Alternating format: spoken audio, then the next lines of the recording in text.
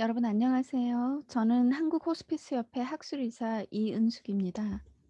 오늘은 말기암 환자와 호스피스 자원봉사자의 감염 예방 및 관리에 대해서 살펴보도록 하겠습니다.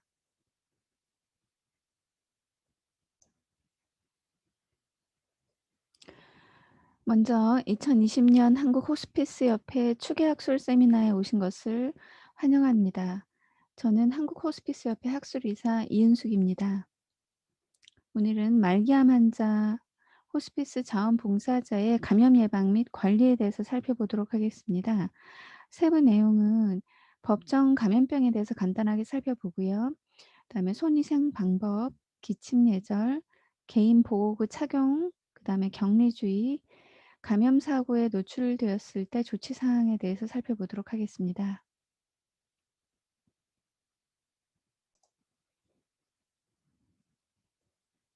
네, 먼저 법정 감염병의 종류에 대해서 살펴보도록 하겠습니다.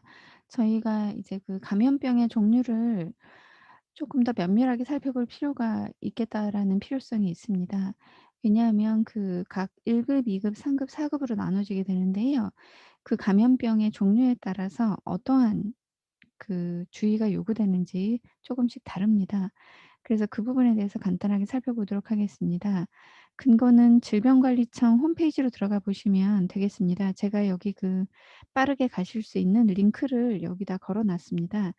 여기를 이제 클릭해서 보시고 들어가시면 좀 더 상세한 정보를 아실 수가 있겠습니다.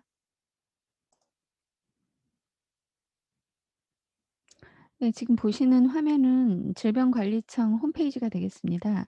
CDC라고 그 줄여서 그렇게도 부르기도 하는데요. 질병관리청 홈페이지로 들어가 보시게 되면 이게 메인 화면이고요. 아래쪽에 보시게 되면 법정 감염병의 분류가 새로 개편된 그 정보가 실려져 있습니다. 자, 그래서요. 법정 감염병의 분류 체계를 간단하게 살펴보시겠습니다. 먼저 제1 급 감염병으로서 17 종이 등록이 되어 있고요. 제2 급 감염병으로서 20 종류, 그다음에 제3 급 감염병으로서 26 종이 등록이 되어 있습니다. 유형별로 살펴보시게 되면요. 1급 감염병 같은 경우에는 생물학적 테러 감염병 또는 치명률이 높거나 집단 발생 우려가 큰 그러한 병으로 구분을 할 수가 있겠고요. 또는 그리고 이제 발생 또는 유행 즉시 신고가 필요한 그런 병입니다. 또한 음압 격리가 필요한 감염병입니다. 음압 격리는 그 어떤 게 방이 있는데 그 방 안에 격리룸 안에 음압 그 네거티브 프레셔라고 하죠. 음압이 걸려 있기 때문에요. 공기가 바깥에서 그 방 안으로 들어올 수는 있으나 그 방 안의 공기, 즉 다시 말해서 환자분이 숨쉰 공기죠. 그 공기는 바깥으로 나갈 수 없게끔 그렇게 밸브와 필터 장치가 되어 있는 그런 병상을 우리가 음압 격리실이다 이렇게 이야기를 합니다. 1급 감염병에 속하는 그 질병의 종류를 살펴보도록 하겠습니다. 1급 감염병이 매우 중요하고 또 우리가 좀 주의해서 봐야 할 그런 병이기 때문에 하나씩 살펴보도록 하겠습니다. 에볼라 바이러스병, 마버그열, 라싸열, 크리미안 콩고 출혈열, 남아메리카 출혈열, 리프트밸리열, 두창, 패스트, 탄저, 보툴리눔 독소증, 야토병, 신종 감염병 증후군, 중증 급성호흡기 증후군, 흔히들 이제 사르스라고 표현을 하죠. 사스. 다음 중동호흡기 증후군, 메르스라고 아마 잘 알고 계실 겁니다. 다음 동물 인플루엔자 인체 감염증, 신종 인플루엔자, 디프테리아 총 17 종이 제1 급 감염병에 속하게 되겠습니다. 그래서 이제 1급 감염병에 속하는 이 질병으로 진단받은 환자분의 경우에는 음압 격리가 필요한 그리고 또 격리가 필요한 그런 질병이다라고 보시면 되겠습니다. 자, 그 외에 2급 감염병은 20 종류가 등록이 되어 있습니다. 전파 가능성을 고려를 해볼 때 24 시간 이내에 신고하고 격리가 필요한 감염병을 2급 감염병으로 분류를 하고 있습니다. 예를 들면 결핵, 수두, 홍역, 콜레라, 장티푸스, 파라티푸스, 세균성 이질, 장출혈성 대장균, A형 간염, 백일해, 유행성 이하선염, 풍진, 폴리오, 수막구근 감염증, B형 해모필루스 인플루엔자, 폐렴구균 감염증, 한센병, 성홍열, 그다음에 방코마이신 내성, 황색 포도알균 감염증, 카바페넴 내성, 장내 세균 속 균종 CR이라고 하죠. 감염증 요렇게 해서 20 종이 등록이 되어 있습니다. 그 외에 제3급 감염병으로는 26 종이 등록이 되어져 있습니다. 자, 그러면 앞에서 보신 바와 같이 법정 감염병으로 분류가 되게 되면 신고를 해야 하는데요. 신고 체계를 살펴보도록 하겠습니다. 법정 감염병의 신고 경로는 의사나 치과 의사, 한의사, 의료기관의 장, 또 군부대일 경우에는 부대의 장, 또 병원체 확인 기관의 장 등이 관할 보건소장에게 신고하도록 되어 있습니다. 그리고 제1급 감염병의 경우에는 신고서를 제출하기 전에 구두로 혹은 전화로 보건소장이나 질병관리청장에게 반드시 신고를 하도록 그렇게 되어져 있습니다. 이 법이 개정 전에는 신고를 하라, 뭐 시스템을 통해서 입력을 하라 이렇게 되어 있었으나 최근에 이제 법이 바뀌면서요. 1급 감염병은 그 파급력이 과히 파괴적이다 이렇게 보시면 되겠습니다. 그래서 굉장히 중증 그리고 또 1급 감염병은 인구 규모를 감안할 때 전체에 미치는 파급력이 너무나 파괴적이기 때문에요. 신고만 하면 되는 것이 아니라 신고하기 전에 반드시 구두 보고를 하도록 그렇게 되어져 있습니다. 다음은 법정 감염병 신고 기간입니다. 법정 감염병은 개정 전에는 이와 같이 그 질병의 분류 기준도 조금씩 달랐습니다. 신고를 이제 지체 없이 하라 이렇게 되어 있었으나 개정 후에는 법이 개정된 이후에는 1급 감염병일 경우에는 즉시 신고하도록 법이 바뀌었습니다. 그다음에 2급과 3급 감염병일 경우에는 24시간 이내에 4급 감염병일 경우에는 7일 이내에 신고하도록 또 겨울이면 항상 문제가 되고 있는 예방 접종에 대한 이상 반응 현상인데요. 예방 접종 후 이상 반응 현상일 경우에는 즉시 신고하도록 그렇게 법이 바뀌었습니다. 과거에는 그 법이 바뀌기 전에는 예방 접종 후 이상 반응일 경우에는 지체 없이 신고하라 이렇게 법이 정하고 있었으나 법이 바뀐 이후는 즉시 신고하도록 이렇게 법이 바뀌어졌습니다. 법정 감염병에 대한 벌칙도 강화가 되었는데요. 개정 전에는 이제 그 감염병 신고를 해야 하는 신고 의무자의 보고나 신고 의무를 위반하였거나 거짓 보고를 하였거나 또는 신고를 방해하였거나 하는 그 부분에 대한 벌칙이 있었습니다. 개정 전에는 벌금 200만 원 이하였습니다. 그러나 법이 개정된 이후에는 1급, 2급 감염병일 경우에는 벌금 500만 원 이하로 상향 조정이 되었으며 3급과 4급 감염병일 경우에 벌금 300만 원 이하로 신설이 되었습니다. 그래서 전반적으로 벌금의 그 상한선이 훨씬 더 상향 조정되었다. 법이 강화되었다. 이렇게 이해를 하시면 될 것 같습니다.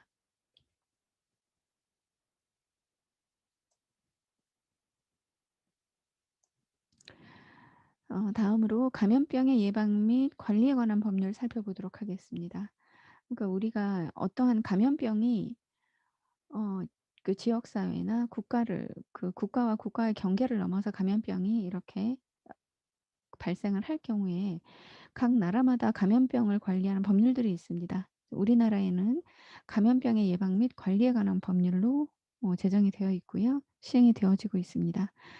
어 포털에 검색에 이제 네이버나 다음에 들어가셔서요. 국가법령정보센터라고 치시면 요러한 홈페이지가 뜰 겁니다. 그러면 여기 홈페이지로 들어가셔서 감염병의 예방 및 관리에 관한 법률이라고 이렇게 그 검색어를 넣게 되고 검색을 누르시면 이와 같은 화면이 법률에 대한 전문이 다 뜨도록 그렇게 되어져 있습니다. 그래서 보시면 감염병의 예방 및 관리에 관한 법률이 이렇게 검색이 되어서 나오고 있습니다. 줄여서 감염병 예방법으로도 칭하고 있습니다. 자, 제 13조에 보시게 되면 보건소장 등의 보고에 관한 조항이 있습니다. 이 보건소장은 신고를 받은 보건소장은 그 내용을 특별자치도지사 또는 시장군수구청장에게 보고를 해야 되고요. 또 보고를 받은 특별자치도의 도지사 또는 시장군수구청장 분은 이 사항을 질병관리청장이나 시도지사에게 보고해야 될 의무가 있습니다. 자 그래서요. 보고를 보고 체계가 좀 중요한데요. 진단을 한 의사는 보건소장에게 신고를 하도록 되어 있고요. 또 신고를 받은 보건소장은 관할 내의 특별자치도지사, 시장군수구청장에게 보고를 하도록 되어 있습니다.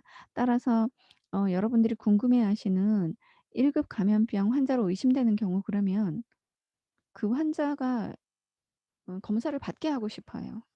근데 그 권한은 누가 가지고 있을까요? 아무래도 이 환자가 메르스나 사스나 코로나 환자로 의심이 됩니다. 증상도 있습니다. 근데 의사나 간호사일 경우에는 자원봉사자 선생님들도 마찬가지인데요. 그 환자에게 강제로 검사를 받게 할 권한은 없습니다. 그러니까 검사를 받으라고 권유는 할 수가 있겠죠. "열이 나는 것 같고 증상이 있으니 선별진료소에 가 보시는 게 어떻겠느냐." 이렇게 권유는 할 수가 있습니다. 그러나 강제 집행의 권한은 없습니다. 1급 감염병으로 의심되는 경우에 검사를 시행하도록 집행할 수 있는 권한을 가지신 분이 누굴까요? 네. 시도지사, 시장군수, 구청장 이분이 가지고 있습니다. 그래서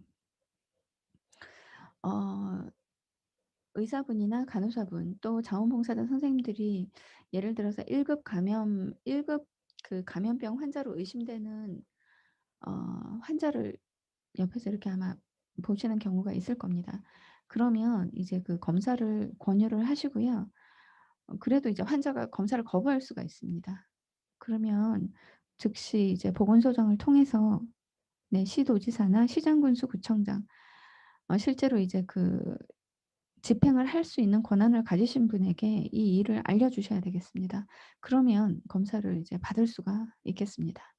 그러니까 환자는 계속 거부를 하는 상태고 옆에서 보니까 분명히 저거는 이제 코로나나 1급 감염병에 준하는 어떤 증상인 것 같은데 환자는 계속 거부를 한단 말이에요. 그런 경우에는 이러한 보고 체계를 통해서 검사를 받을 수 있도록 도와주시면 되겠습니다. 자, 감염병의 예방 및 관리에 관한 법률 제42 조인데요. 감염병에 대한 강제 처분 조항이 있습니다. 자, 강제 처분 조항이라 하면 자, 보실게요. 42 조에 보시면 질병관리청장이나 시도지사 또는 시장군수구청장부는 예를 들어서 이제 1급 감염병에 의심된다라고 판단되는 어떤 신고가 접수가 되잖아요. 그러면 질병관리청장이나 시도지사, 시장군수구청장 이분들은 해당 공무원을 그곳에 보낼 수가 있습니다. 그래서 그 해당 공무원으로 하여금 예 검체를 채취하거나 혹은 동행하여 그 환자를 치료받는 곳으로 입원시킬 수가 있습니다. 그런 권한을 가지고 계세요. 그래서 해당 공무원을 이제 보내서 필요한 조치를 취할 수가 있겠습니다. 자 그리고 또 이제 그 외에 이제 필요한 조사나 진찰도 하도록 이렇게 행정명령으로 내려질 수가 있겠습니다. 자 그리고 좀 전에 말씀드렸습니다만 질병관리청장이나 시도지사, 시장군수구청장분이 해당 공무원을 동행하게 해서 환자를 치료받거나 입원시킬 수 있는 권한이 있습니다. 그리고 이제 조사 거부자의 즉 다시 말해서 이제 계속 환자가 검사를 거부하는 경우가 있습니다. 이를 우리가 이제 법률적 용어로는 조사 거부자라고 칭하고 있습니다. 이 조사 거부자에 대해서는 해당 공무원으로 하여금 감염병 관리기관에 동행해서 필요한 조사나 진찰을 받도록 이렇게 명령을 내릴 수가 있겠습니다. 자, 여기까지가 법에 관한 조항들이었고요. 지금부터는 실제로 이제 어떻게 손위생을 관리하는지 그다음에 어떻게 기침 예절을 준수해야 하는지 또 개인 보호구에 대한 내용, 격리주의에 대한 내용 살펴보도록 하겠습니다. 간단하게 손위생의 역사를 말씀을 드리면요. 손위생은 과거에 1800 년대만 하더라도요. 비엔나의 종합병원에 입원한 산부인과 1-2 병동의 산모 사망률을 통계적으로 이렇게 나와 있는데요. 굉장히 높았습니다. 사망률 산모 5명 중에 1 명이 산용열 인펙션으로 인해서 감염으로 인해서 사망을 했던 그러한 어떤 기록이 남아 있습니다. 그래서 여기 의사분이신데요. 이분이 어느 날 1847년 이 무렵인데요. "손을 좀 깨끗하게 씻어 보면 환자 사망률이 떨어지지 않을까."라고 이렇게 예 주장을 하게 됩니다. 물론 이분의 주장이 그 즉시 받아들여지지는 못했습니다. 많은 배척을 당했다라고 얘기를 합니다. 그러면 여러분들이 이제 선생님들이 궁금하시죠? 그럼 그때 당시에는 그러면 환자를 진료하고 수술도 했을 텐데 손을 안 씻었을까라는 의문이 들 겁니다. 네. "손을 안 씻었다."라고 얘기를 합니다. 그리고 이제 그 가운에 이제 그 여러 가지 막 이렇게 좀 환자를 진료한 흔적이 막 이렇게 남은 그런 가운을 굉장히 명예스럽게 생각하고 잘 이렇게 손 위생도 잘 엄격하게 하지 않았고 그랬다라고 이렇게 기록이 남아져 있습니다. 자, 그러면 손위생의 중요성 살펴보시도록 하겠습니다. 환자분을 돌보는 행위는 대부분 손으로 만져지는 그러한 행동으로 이제 나타나게 되죠. 그래서 지금 제가 배경 그림에 이렇게 가지고 와 봤는데요. 일단 선생님들이 이제 환자를 케어할 때 주로 이제 기도를 하시거나 환자를 이제 이렇게 손을 잡아주는 행동, 그다음에 이제 옷을 똑바로 이렇게 좀 잘 정리해 주는 것, 그리고 이제 그 산소 캐뉼라를 가지고 계신 분들, 또 여기 보시면 이제 모니터링을 하고 있는 분들 등등 해서 이제 그 선생님들의 주로 이제 손에서 손으로 환자는 이제 케어를 받게 되는 거죠. 그래서 이제 손위생은 손을 통한 미생물 전파를 막기 위한 가장 단순하면서도 효과적인 방법이다. 이렇게 말씀드리고 싶습니다. 손위생의 종류를 살펴보도록 하겠습니다. 먼저 물 없이 하는 손위생이 있고요. 물이나 비누로 손위생을 하는 경우가 있습니다. 그 외에 외과적 손위생 방법 이렇게 세 가지로 나눠서 살펴보도록 할게요. 물 없이 하는 손위생은 흔히들 이제 그 젤리 타입으로 된 것이죠. 이렇게 퍼프해서 이렇게 한 다음에 손을 이렇게 예 마찰을 통해서 알코올을 통해서 이제 손소독제를 사용하는 그런 방법입니다. 자, 물 없이 하는 손위생은 눈에 보이는 오염이 없을 때 가능합니다. 즉 다시 말해서 눈에 보이는 오염 이렇게 손이나 환자 접촉 부위에 눈에 보이는 그 오염이 없을 때 비교적 이제 육안으로 봤을 때 깨끗하다라고 판단이 들 때 그냥 손소독제 젤리 타입으로 이렇게 손위생을 하실 수 있고요. 이와 같이 이제 물 없이 하는 손위생의 경우에는 전체 한 20 에서 30초 정도 소요가 됩니다. 그래서 소독제가 충분히 마를 때까지 손마찰을 시행을 해 주시면 되겠습니다. 20 에서 30 초는 상당히 긴 시간입니다. 실제로 해 보시면 '아 이게 상당히 길구나.'를 느끼실 수가 있을 겁니다. 30 초를 제가 권하고 싶은데요. 30 초를 카운트하는 방법이 있습니다. 시계나 그 타이머를 사용하면 좋긴 하겠으나 항상 시계나 타이머를 우리가 휴대하고 다니지 않을 때가 있습니다. 그럼 대충 30 초는 어느 정도의 시간일까요? 예, 선생님들께서 잘 아시는 그 생일 축하 노래가 있습니다. 생일 축하 노래 음 다들 아시죠? 이제 "생일 축하합니다."로 시작하는 그 노랜데요. 그 "생일 축하합니다. 생일 축하합니다. 사랑하는 당신의 생일 축하합니다." 이렇게 1 절을 부르시잖아요. 그러면 대충 15초 정도 됩니다. 그래서 마음속으로 생일 축하 노래를 2번 부르시면 되겠습니다. 이 손위생을 하실 때.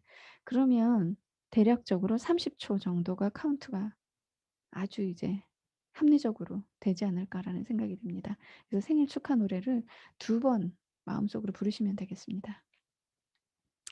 자, 그다음에 물이나 비누로 손위생을 시행할 경우입니다. 손에 이제 눈에 보이게 더러움이 묻어 있을 경우에 물과 비누를 사용해서 손위생을 시행을 해 주셔야 됩니다. 혈액이나 체액 등에 오염되었을 경우, 또 화장실에 다녀왔을 경우, 또 아포를 생성하는 균이라고 있습니다. 이렇게 쉽게 포자 같은 걸 생성해서 그 안에 균이 이렇게 들어있는 경우인데요. 이와 같이 아포를 생성하는 세균에 오염된 경우는 반드시 물과 비누로 손위생을 시행을 해 주셔야 되겠습니다. 시간도 조금 더 길게 해 주시는 게 바람직한데요. 전체 40 에서 60초 정도 거의 한 1 분에 가까운 시간을 이렇게 마찰을 세게 해서 이렇게 손을 닦아 주셔야 되겠습니다. 그래서 최소 15초 이상 손 마찰을 시행하시고요. 전체 이제 물로 씻어 내리는 시간하고 다 합해서 60 초를 카운트해 주시면 되겠습니다. 마지막으로 외과적 손위생은요. 수술 들어가기 전에 피부 소독제를 사용하고 수술이나 그 시술 전에 시행하는 이제 병원에서 주로 의료진들이 시행하는 그런 외과적 손위생이다라고 보시면 되겠습니다. 자, 손위생 시행 시점 살펴보도록 하겠습니다. 자, 먼저 제가 보시기 쉽게 이렇게 좀 그림하고 화살표로 그려 봤습니다. 자, 환자 접촉 전에 반드시 손위생을 시행을 하셔야 되겠습니다. 자, 그다음 두 번째, 청결이나 무균 처치 전에. 세 번째, 체액 노출 위험 후에입니다. 예를 들면 환자의 소변백이나 그리고 이제 수술 이후에 가지고 나오는 그 드레인 같은 것들이 있습니다. 동그란 모양, 또 이렇게 쪼끔 더 큰 모양, 그리고 이제 뭐 바틀 모양도 있고요. 흉부 베이컨 같은 경우는 바틀 모양이죠. 그래서 체액 노출 그 위험 후에 꼭 손위생을 시행을 해 주셔야 되겠고요. 네 번째, 환자 접촉 후에, 그러니까 환자를 돌려 눕히거나 그러니까 환의를 갈아입히거나 또 식사를 도와주시고 그다음에 꼭 손위생을 시행을 해 주셔야 되겠습니다. 그다음에 우리가 좀 간과하는 것 중에 하나가 다섯 번째인데요. 환자 주변 환경 접촉 후입니다. 예를 들면 환자분은 안 계시는데 이제 옆에 사이드 테이블이라든가 환자분이 잡았던 손잡이 혹은 린넨, 베개 시트, 그다음에 이제 식판, 그리고 환자 침상 난간 등등 이제 환자분의 주변 환경을 둘러싼 이런 어떤 그 물체의 표면을 접촉한 이후에도 반드시 손위생을 시행을 해 주셔야 되겠습니다. 자, 먼저 하나씩 살펴보도록 할 텐데요. 1 번에 이제 환자 접촉 전인데요. 환자 접촉 전에는 환자분에게 다가갈 때 환자를 접촉하기 전에 먼저 손을 이제 손위생을 시작을 해 주셔야 되겠어요.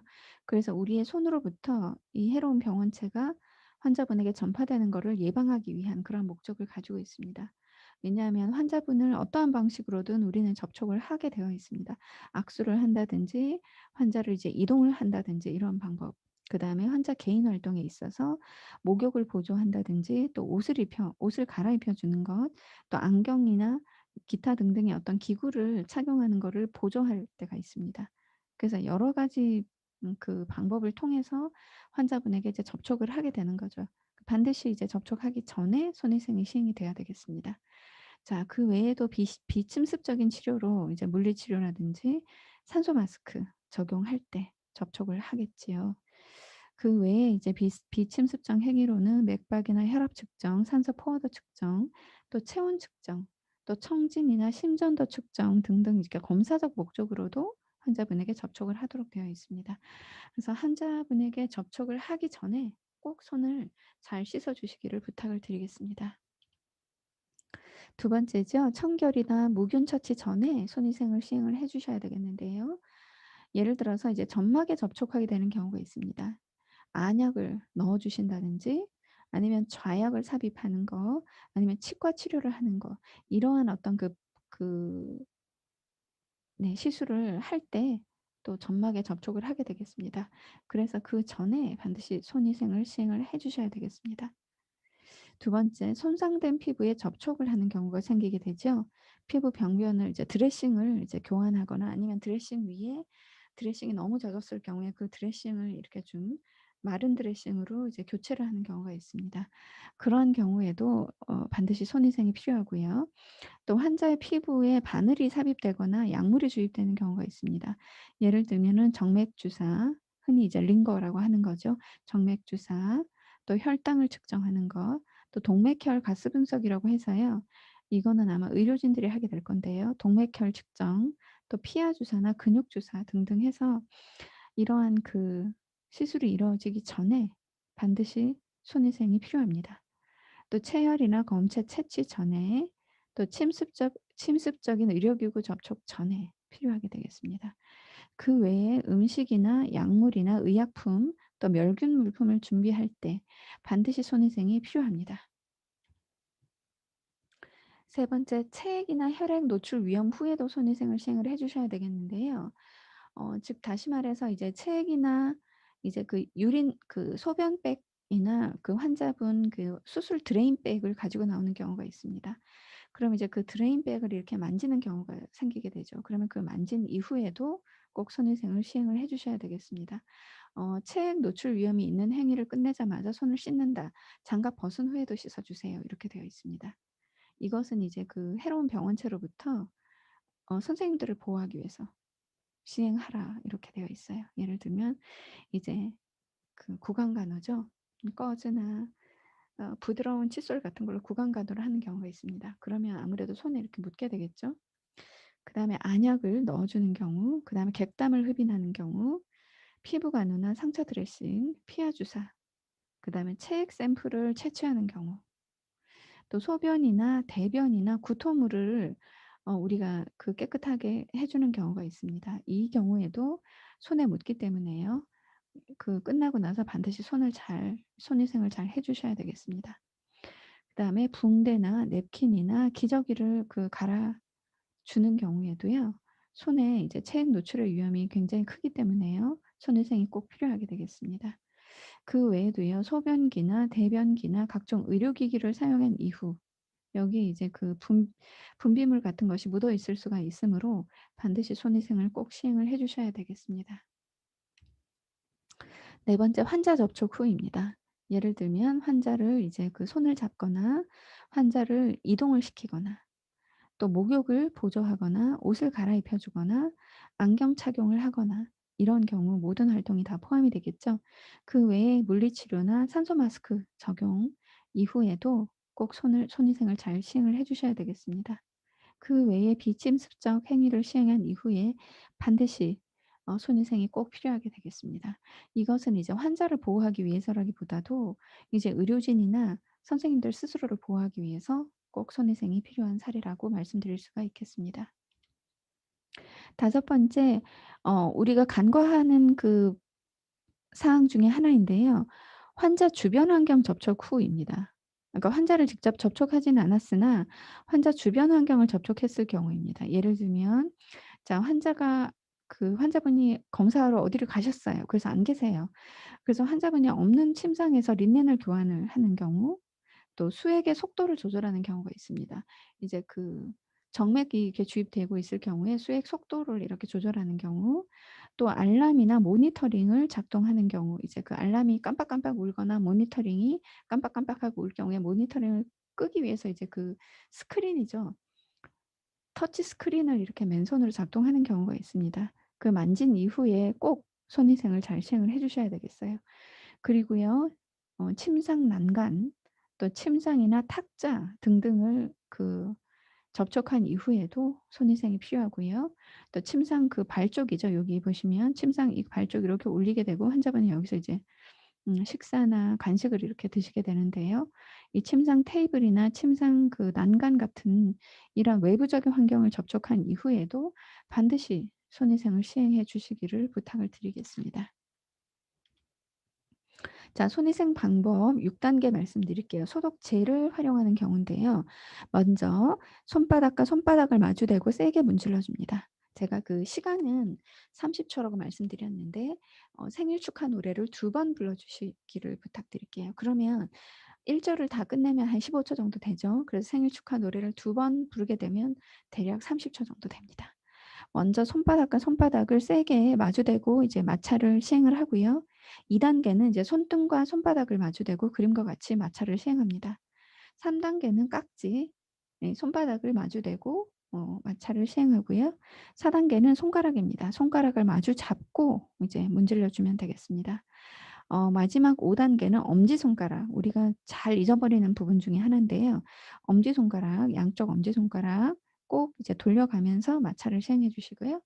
마지막 6 단계는 손톱 밑이에요. 그래서 손가락을 반대편 손바닥에 놓고 문지르면서 손톱 밑을 깨끗하게 해 주시면 되겠습니다. 그림처럼 한번 이제 15 초, 30 초죠. 30 초. 생일 축하 노래를 마음속으로 2번 부르시면서 30 초에 걸쳐서 한번 해 보시기를 부탁을 드리겠습니다. 같은 방법인데요. 물과 비누로 손위생을 하는 방법입니다. 방법은 똑같습니다. 손바닥과 손바닥을 마주대고 먼저 문질러 주고요. 그다음에 손등, 손깍지 껴서 문질러 주시고요. 4 단계는 손가락과 손가락, 5 단계는 엄지손가락, 6 단계는 손톱 밑. 그리고 여기 그 물과 비누를 사용해서 하는 거에 예 다음 단계는 이거죠. 예. 물로 손을 씻은 후에 사용한 타월을 이용해서 수도꼭지를 잠궈 주세요. 즉 다시 말해서 손을 닦으시잖아요. 여기 이제 그 페이퍼 타월이 있을 겁니다. 이거를 사용해서 수도꼭지를 잠궈 주시면 되겠습니다. 자, 장갑 착용법 말씀드리도록 할게요. 장갑 착용 전에 손위생이 필요하고요. 장갑 착용 전에는 왜 이걸 시행하라고 그럴까요? 조금 이따가 제가 이유를 말씀드릴 텐데 한번 장갑 착용 전에는 왜 손위생이 필요할까 한번 좀 생각을 해 보시면 좋겠습니다. 자, 장갑 착용 전에 손위생을 이렇게 시행을 하게 되겠죠. 젤을 사용하는 것. 이 그림에서는 이렇게 소독용 젤을 사용해서 손위생을 시행하는 겁니다. 자, 그다음에 장갑 착용 후에 장갑을 이렇게 버리게 되죠. 다 사용한 거를 벗어서 버리고 또 손위생을 시행을 합니다. 그 이유가 있습니다. 장갑 착용 장갑이 모든 걸 해결해 줄 텐데 왜 이거 전후로 손위생을 시행하라고 할까요? 네, 이유를 말씀드리면 이렇습니다. 가끔 네, 장갑이 불량 제품이 있습니다. 그래서 미세한 구멍이나 주름 크리스라고 하죠. 주름진 그 부분이 낡아 가지고 거기가 좀 해지는 경우가 있어요. 혹은 장갑을 벗는 과정에서 손이 오염될 우려가 있습니다. 지금 이제 세균이 잔뜩 묻은 이제 손에 형광 물질을 이렇게 좀 도포를 한 다음에 사진을 좀 찍어 봤는데요. 이렇게나 자, 장갑을 사용해서 뭔가를 했습니다. 그쵸? 그리고 장갑을 벗고 나서 손을 촬영을 해 봤더니 이렇게나 많은 부분에 이 오염된 그 흔적이 나타났습니다. 즉 다시 말해서 '장갑을 꼈다고 해서 100% 안심할 수 있는 건 아니구나.'를 보여드릴 수 있겠습니다. 그래서 이제 미세한 부분을 통해서 아마 이 손목은 장갑을 벗는 과정에서 오염이 된 것 같으고요. 손가락 끝부분은 아마 그 미세한 어떤 구멍이 제품 불량으로 '미세한 구멍이 있지 않았을까.'라고 추정이 됩니다. 그래서 장갑을 벗고 나서도 반드시 이 손소독제로 손위생을 시행을 해 주셔야 되겠습니다. 자, 손위생 그 자원들은 어디에 있을까요? 네, 보통 네, 손을 씻는 싱크, 개수대 요게 이렇게 달려 있고요. 또 세면대도 이렇게 달려 있습니다, 페이퍼 타올과 함께. 그리고 병실 복도 같은 경우에는 복도 이제 바깥쪽에 병실 들어가기 전에 문 오른쪽에 요렇게 보통은 이제 그 알코올 소독 젤이 이렇게 달려 있고요. 보통 이제 환자분 침대 그 발치에 보면 이렇게 또 개인용 소독 젤이 이렇게 달려 있고요. 이렇게 달려 있는 모습이죠. 그리고 각종 이제 드레싱 카트 옆에도 소독용 젤이 이렇게 있습니다. 그리고 간호사 카트 옆에도 보시면 이렇게 소독 젤이 휴대용으로 이렇게 장착이 되어 있습니다. 그러니까 어느 거를 사용하셔도 무방하겠습니다. 다음은 기침 예절 살펴보도록 하겠습니다. 기침 예절은 이제 기침과 함께 그 비말이라고 하죠. 침방울과 함께 수많은 미생물이 배출되는 통로가 되기 때문에요. 기침을 할 때는 휴지로 입과 코를 가리고 이제 최근에는 저희가 권장하는 바는 옷소매로 이제 옷소매 위쪽으로 입과 코를 가리고 기침을 하세요. 이렇게 저희가 교육을 하고 있습니다. 그래서 기침 예절 방법은 기침을 한 후에 반드시 이제 30초 이상 비누로 손위생을 시행해 줄 것을 권고를 하고 있습니다. 자, 그 외에는 반드시 마스크를 잘 착용하도록 이렇게 권고를 하고 있습니다. 다음은 개인 보호구 착용에 대해서 살펴보도록 하겠습니다. 개인 보호구는 감염성 물질로부터 보호하기 위해서 사용하는 의복이나 장비를 말씀을 드릴 수 있겠는데요. 주로 이제 마스크나 보안경, 장갑, 앞치마, 가운 등을 말합니다. 그래서 일반 마스크 이렇게 착용하시면 되겠고요. N95 마스크라고 해서요. 이 N95 마스크는 이제 보건용 마스크라고 하죠. 웬만한 바이러스를 다 막아주는 그런 마스크입니다. 이렇게 착용 방법이 조금 다릅니다. 그다음에 장갑, 가운, 그다음에 고글, 보안경이라고 하죠. 이렇게 종류가 이렇게 나눠져 있습니다. 먼저 N95 마스크 살펴보실 텐데요. 일반 마스크와 달리 N95 마스크는 모양이 이렇게 생겼습니다. 그래서 이제 그 줄이 이제 고무줄이 두 줄이 이렇게 뒤로 되어 있는데요. 하나는 음 이렇게 해서 위로 이렇게 착용하고 하나는 이제 목 뒤로 이렇게 착용을 하게 그렇게 두 줄이 돼 있어요. 이렇게 돼 있습니다. 그래서 입시 N95 마스크 같은 경우에는 입실 전에 병실에 들어가기 전에 병실 출입 전에 손위생을 반드시 하고요. 그다음에 N95 착용을 이렇게 하나는 귀 위로 해서 저기 머리 뒤쪽으로 가도록 착용을 하고요. 줄 하나는 이제 고무줄이죠. 목 아래쪽으로 가서 착용을 하도록 이렇게 되어져 있습니다. 들어갈 때 이렇게 착용하고요.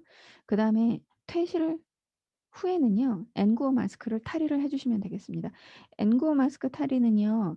최대한 몸에서 멀리, 몸에서 이제 그 굉장히 이렇게 멀리 떨어지게끔 그렇게 탈의를 해 주시면 되겠어요. 그리고 탈의 후에 반드시 손위생 시행을 해 주셔야 되겠습니다. 만일에 이제 병실에 들어가기에 앞서서 전실이 있는 경우가 있습니다. 준비실이라고 하죠. 전실이 있는 경우에는 그 전실에서, 그 전실 공간에서 손위생도 시행하고 개인 보호구 착탈의를 시행을 해 주시면 되겠습니다. 이 N95 마스크 착용해야 될 대상자분들은 흔히 이제 공기주의 환자들이라고 하죠. 결핵이나 홍역이나 수두 등의 이제 공기주의 요런 표지가 붙은, 공기주의 표지가 붙은 환자분들의 경우에 N95 마스크 반드시 착용하도록 그렇게 해 주시면 되겠습니다. 자, N95 마스크 차기 탈의법인데요. 먼저 이제 차기법 보여드리면 손위생 시행하고요. 물품을 먼저 확인을 하죠. 불량 제품이 아닌지, 줄이 2개가 있는지 확인을 하시고, 그다음 코하고 입을 반드시 꽉 가리도록 이렇게 하고요. 끈 하나는 위에 고정하고요. 네, 그다음에 두 번째 끈은 아래에 고정을 합니다. 그리고 자기 얼굴에 맞게 조정을 해 주시고요. 코 부분 공기가 새 들어가지 않게끔 밀착을 잘 해 주시고, 공기 누설, 공기가 어디 새는 부분이 없는지 꼭 확인을 해 주시게 되어 있습니다. 이거를 마스크 핏 테스트라고 하는데요. 후 불었을 때 공기 누설 여부를 확인을 할 수가 있겠습니다. 탈의법은 아래 끈을 먼저 벗으시고요. 그다음에 위에 끈을 벗어요. 그다음에 폐기해 주시면 되겠고요. 마지막으로 손위생을 시행을 해 주시면 되겠습니다. 이때 주의 사항은 마스크의 겉면을 손으로 만지지 말아야 되겠습니다. 겉면에 각종 이제 바이러스가 다 묻어 있기 때문에 그렇습니다. 자, 그다음에 레벨 D 보호구와 PAPR 보여드릴 텐데요. 그 레벨 D 보호구는 요렇게 생겼습니다. 아마 텔레비전 뉴스에서 많이 보셨을 건데 요렇게 생겼고요. 실제로 이제 저는 레벨 D를 입어 보니까요. 이거가 굉장히 좀 뭐랄까요? 굉장히 보호받는 느낌은 들기는 하는데 굉장히 이렇게 좀 타이트하게 얼굴까지 이렇게 감싸게 돼 있어요. 그래서 이제 잘 안 들립니다. 밖에서 뭐라고 이렇게 이야기를 해도 이게 잘 안 들려서 굉장히 큰 소리로 이야기를 해야 하는 그런 단점이 있습니다. 자, 레벨 D에서는 이제 보안경도 착용하고요. N95 마스크, 그다음 덧신까지 장갑 이렇게 착용하도록 되어 있고요. PAPR은 예 요렇게 공기 순환 장치라고 하죠. 허리춤에 요걸 이제 딱 버클처럼 이렇게 딱 달고서 내부 공기 순환 장치인 겁니다. 공기가 잘 순환돼서 조금 이제 좀 쾌적하게 근무를 할 수 있도록 의료진들을 위해서 개발된 그러한 도구입니다. 자, 그래서 레벨 D 보호구 차기와 탈의법은 여기 그림과 같이 해 주시면 되겠는데요. 개인 보호구를 일단은 이렇게 먼저 이제 속장갑 착용, 보호복을 점검한 다음에 이렇게 하얀색 옷을 입습니다. 그리고 지퍼를 덮개를 확인하고 끝까지 올려요. 그리고 엄지에 고리를 끼우고 신발끈에 매듭을 이렇게 묶습니다. 그다음에 마스크 착용, 그러니까 옷을 먼저 입은 다음에 그 뒤에 이제 마스크를 착용을 하게 되겠죠. 자, 그다음에 보안경을 착용을 합니다. 그리고 보호복에 후드를 착용을 해요. 이제 마지막에 겉장갑을 착용합니다. 그리고 이게 완성된 모습이에요. 탈의법은 쪼끔 더 이제 신경을 써 줘야 되는 부분이, 옷을 입을 때는 좀 주의하면 우리가 좀 쉽게 잘 따라할 수 있고, 크게 의료진이나 선생님들이 만일에 이 레벨티 옷을 입는다 하더라도 크게 뭐 해가 갈 건 없습니다. 근데 벗을 때 주의하셔야 됩니다. 이 벗을 때가 더 중요합니다, 입을 때보다. 자, 손위생을 먼저 시행을 하시고요. 그다음에 눈에 보이는 오염원을 먼저 제거를 하고 신발끈을 풀어요. 그다음에 겉에 착용하셨던 장갑을 먼저 제거를 해 주시고요. 위로 해서 이제 지퍼 고리를 찾아서 탈의를 해 주시는데요. 이렇게 쭉 탈의를 하는데 돌돌돌돌 말아요, 옷을. 그래서 이렇게 발목 끝까지 돌돌돌돌 옷을 말아서 내립니다. 이렇게 똘똘똘똘 말아서 옷을 이렇게. 그래서 완전히 마른 다음에 격리통에, 폐기물 통에 버립니다. 그리고 고글과 마스크는 옆면을 잡고 오염되지 않게 제거를 하고요. 자, 그다음에 N95 마스크는 최대한 몸에서 멀리 떨어지게끔 제거를 해 줍니다. 자 그리고 속장갑 제거. 마지막에 한 번 더 손위생을 시행을 해 주시면 되겠습니다. 이게 겉면이 왜냐하면 레벨 D 같은 경우는 이미 이제 코로나 환자나 그 음압 격리 환자를 우리가 케어를 한 이후에 나온 그 옷이기 때문에요. 겉면에 바이러스가 묻어 있다라는 가정하에 굉장히 조심해서 다루어 주시기를 부탁드립니다. 그다음에 격리주의 보시도록 할게요. 격리주의는 크게 공기주의와 비말주의, 접촉주의, 보호격리로 나눠지게 되겠습니다. 공기주의는 호흡기 이제 비말을 통해서 공기 흐름을 타고 전파되는 그러한 방법이고요. 전파 방법이고요. 그 적용 대상은 호흡기 결핵이나 수두나 홍역이나 대상포진 환자들이 여기에 속합니다. 그래서 이와 같은 환자를 케어하실 때는 꼭 N95 마스크를 착용을 해 주셔야 되겠습니다. 그 외에 비말주의 환자일 경우에는 네 인플루엔자 백일의 유행성 이어선염 풍진 환자들이요. 일반 마스크를 사용을 하실 수 있고요. 가운과 장갑을 착용을 해 주시면 되겠습니다. 그다음에 접촉주의 환자분일 경우에는 다제 내성균이나 그 C. difficile 환자, 또 옴, 로타바이러스, 장티푸스 환자들입니다. 이런 환자분들을 케어를 하실 때는 가운과 장갑을 반드시 착용을 해 주셔야 되겠습니다. 그 외에 보호격리 환자가 있을 수 있습니다. 보호격리 환자는 환자 본인의 면역이 굉장히 저하된 경우예요. 그래서 그 환자분을 보호하기 위해서 위에 공기주의나 비말주의나 접촉주의는 케어하는 사람, 즉 다시 말해서 의료진이나 이제 그 자원봉사자 선생님들을 보호하기 위해서 주의가 필요하다면 마지막에 보호격리는 환자분의 면역력이 극도로 저하되어 있습니다. 그래서 환자분을 보호하기 위해서 이제 선생님들이 조심을 해 주셔야 되는 그런 경우입니다. 예를 들면 이제 조혈세포 이식 환자, 또 면역 저하자 그래서 이제 일반 마스크 사용이 가능하게 되겠습니다. 격리 표지 살펴보시도록 할게요. 공기주의 환자일 경우에는 이렇게 공기주의라고 이렇게 표지판이 예 표시가 될 거고요. 비말주의 환자는 비말주의라고 이런 색깔로 표시가 될 겁니다. 아마 여기 그 의료기관마다 조금 다른 어떤 색깔을 사용하긴 하는데요. 거의 이제 그 비슷한 어떤 이런 디자인을 가지고 있습니다. 접촉주의 환자는 이런 방법으로 또 보호격리 환자는 또 다른 색깔의 이런 방법으로 이렇게 어 표시가 되어져 있습니다. 비말주의하고 보호격리 보시겠습니다. 비말주의와 보호격리 환자는 입실 전에 손위생을 시행하고요. 마스크 착용하고 들어가시면 되겠습니다. 그리고 퇴실 전에는 마스크를 벗으시고요. 손위생하고 나오시면 되겠습니다. 그다음에 접촉주의 환자입니다. 다제내성균이나 그 옴 등등 해서 이러한 환자분들은 이렇게 접촉주의라는 표지판이 이렇게 붙어 있고요. 표시가 붙어 있습니다.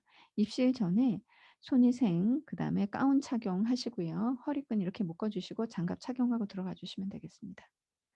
그다음에 퇴실 전에는 가운을 이제 그 입으셨던 그 가운을 먼저 벗으시고요. 돌돌돌 말아서 이렇게 벗어 주셔야 되겠습니다. 그리고 손위생 하시고요. 그다음에 퇴실 후에 병실 바깥에 나오셔서 한 번 더 손위생을 시행을 해 주시면 되겠습니다. 격리주의 표지판들입니다. 접촉주의는 요렇게 MS라고 표현이 되어 있고요. 또 MA 같은 경우도 이렇게 접촉주의, 각종 이제 접촉주의 그 표식들이 이렇게 붙어 있습니다. 그러니까 이것은 이제 환자 머리맡이나 환자분 가까운 곳에 이렇게 붙어져 있습니다. 보시는 요런 표식들을 보시게 되면 '아 이와 같은 경우는 접촉주의구나.' 혹은 이제 '혈액주의 환자이구나.' 이렇게 이해를 하시면 되겠습니다. 그래서 여기 실제 이제 병상의 모습인데요. 환자 머리맡에 이렇게 표식이 이렇게 붙어 있는 것을 볼 수가 있겠습니다. 격리주의 표지도 마찬가지인데요. 격리주의 표시 같은 경우에도 네 여기 이제 환자분 이렇게 발치인데요. 발치에 네임카드 있는 곳에 이렇게 공기주의 이렇게 붙어 있습니다. 자 격리 환자분들 그 환경 관리인데요. 일단 사용한 기구는 주황색 이제 감염 질환이 표기된 이렇게 주황색 백에 넣어서 다 반납을 해 주시면 되고요. 식기도 이렇게 따로 관리를 하고 있습니다. 격리식 그 격리식상이 있습니다. 격리식 그 트레이가 있죠. 그곳에 따로 넣어서 이렇게 배달이 오고요. 그다음에 나갈 때도 이렇게 격리 식판은 따로 이렇게 관리를 하고 있습니다. 세탁물 같은 경우도 오염된 세탁물은 따로 이렇게 오렌지색으로 따로 이렇게 분리해서 보관하고 배출을 하고 있습니다. 자, 격리 환자 환경 관리인데요. 환경 소독제로 흔히들 이제 말씀드리는 락스 사용할 수 있고요. 이거 이제 물에 보통 100배 정도 희석해서 사용을 하죠. 그다음에 쿼트 플러스 알파라는 어떤 그 화학 제품을 사용할 수가 있습니다. 그다음에 소독 와이프스 사용할 수 있고요. 이거 이제 물티슈처럼 생긴 건데요. 이거는 이제 중환자실이나 격리병동 또 이제 전염병이 많이 유행할 때 소독이 빨리빨리 시행되어야 할 필요성이 있을 경우에 이제 한 장씩 뽑아 쓰도록 그렇게 되어져 있습니다. 자, 그다음에 뭐 세탁물 오염된 세탁물 같은 경우에는요. 환자분이 사용한 세탁물인데요. 이제 감염성 병원균에 오염되었을 가능성이 있을 경우에 예를 들어서 환자분의 어떤 혈액이나 등등등 이런 그 묻어 있을 경우에 요렇게 따로 분리 배출을 해 주시면 되겠습니다. 자, 의료 폐기물 같은 경우에도요. 일반 의료 폐기물은 요러한 상자에 넣어서 배출을 하고요. 손상성 폐기물이라고 해서요. 예를 들면 주사 바늘이라든지 봉합 바늘, 수술용 칼, 또 침 등등등등 파손된 어떤 유리 재질 같은 경우에는 요런 그 박스에 플라스틱 박스죠. 따로 배출을 하도록 되어 있습니다. 그리고 격리 의료 폐기물이라고 해서요. 격리된 환자로부터 나오는 일체의 폐기물은 또 이렇게 박스가 다른 모양으로 이렇게 되어 있습니다. 마지막으로 감염 노출 사고가 발생했을 때 조치 사항에 대해서 살펴보도록 하겠습니다. 감염에 노출되는 사고가 발생했을 경우에 조치 사항은 실제적으로 임상에서 병원에서 많이 발생하는 그런 상황이기 때문에요. 잘 알아두시면 좋으실 것 같습니다. 감염 노출 사고 종류를 말씀드리면요. 혈액이나 체액 매개 질환에 노출되었을 경우입니다. 예를 들면 B형 간염, C형 간염, 또 HIV, 시필리스, CJD 같은 이러한 질환에 그 혈액 매개물에 오염되었을 경우입니다. 이러한 경우에는 이제 그 본인이 직접 보고를 하도록 되어 있고요. 그 외에 공기매개성 감염 질환 예를 들면 결핵이나 홍역이나 수두 또 비말매개성 감염 질환이라고 해서요. 풍진이나 볼고리, 인플루엔자, 수막구경 감염증, 접촉성 감염 질환 예를 들면 오음 같은 것들인데요.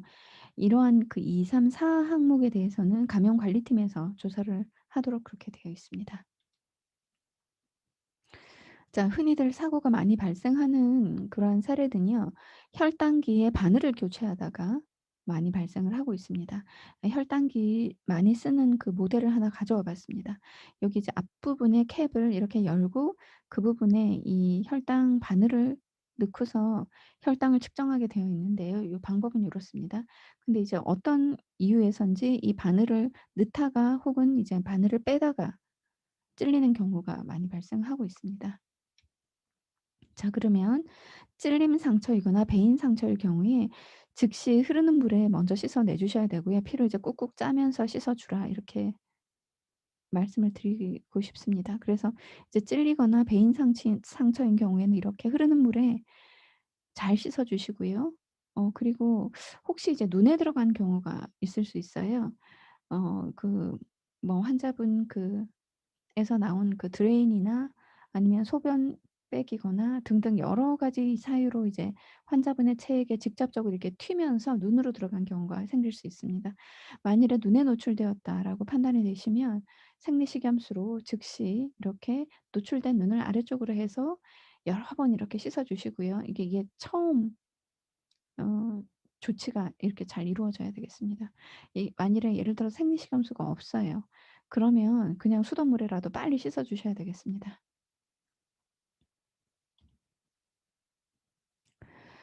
네, 지금까지 말기암 환자 호스피스 자원봉사자의 감염 예방 및 관리법에 대해서 살펴봤습니다.